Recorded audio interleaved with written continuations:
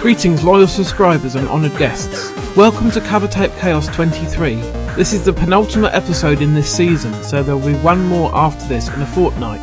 Then I will be taking a bit of a break from the series in order to focus on other things, such as the eventual return of PS2 Tuesdays. We still have 2 more jam-packed tapes to get through before that though. So let's get started with Power Pack 23 and see which gems are on offer to us this time.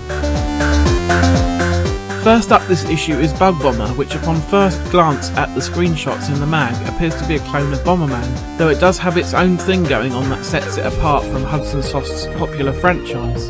What makes this game unique is the fact that you can build walls, lay mines and create robot helpers in addition to dropping bombs, and the energy system that the game has included. You begin with 100 points of energy, and creating walls, dropping bombs and mines costs 1 point. Creating robots costs considerably more.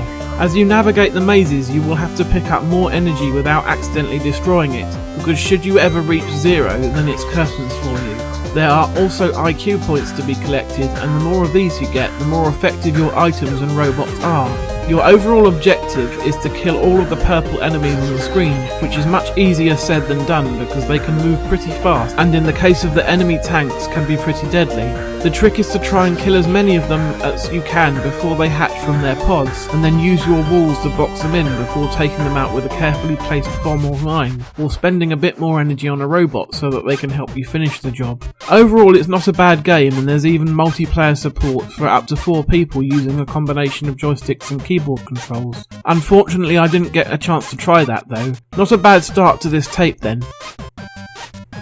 I have never really been a fan of the super difficult puzzle platformers. I just don't have the skill or the patience to get good at the Dizzy games, for example. So when an example of the genre appears on a power pack, it is always greeted with a heavy sigh from myself.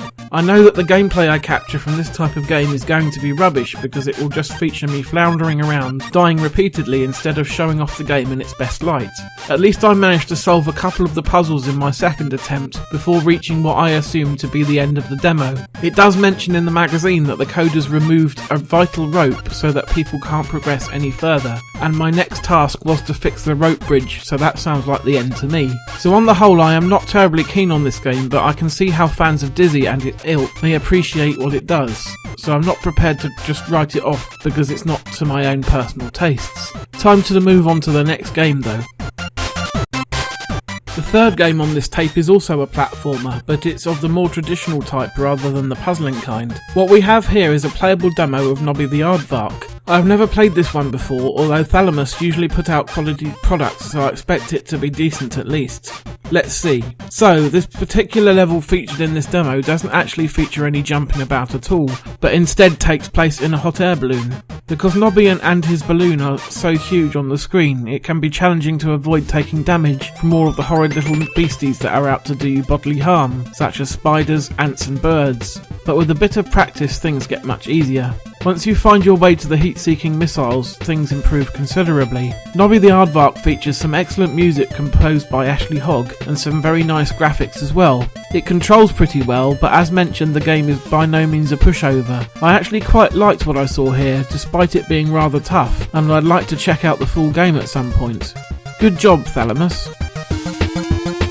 Item number 4 is Defenders of the Earth, based on the classic cartoon that featured Flash Gordon and pals doing battle against that rotter Ming the Merciless. It's yet another platformer, except this time it most definitely falls under the action-packed run-and-gun genre, which I am much more fond of. It's not particularly intelligently designed though, enemies just constantly respawn and rush at you dumbly, rather than having well-crafted patterns that you would find in something like Contra on the NES. There is a fantastic SID version of the cartoon theme on the title screen, which is probably the best thing about the game. Being able to call in the other members of the team to help you out ever so often is a nice touch as well, but it doesn't really add much to the gameplay. Defenders of the Earth is okay, but there's really not enough to it to have any lasting appeal, unfortunately. The last game on Power Pack 23 is Johnny Reb, which is a strategic war game featuring the two sides of the Union and the Confederates doing battle during the American Civil War of the 1860s. The game seems pretty intuitive from what I have played so far, with a joystick-based interface that is quite simple to understand.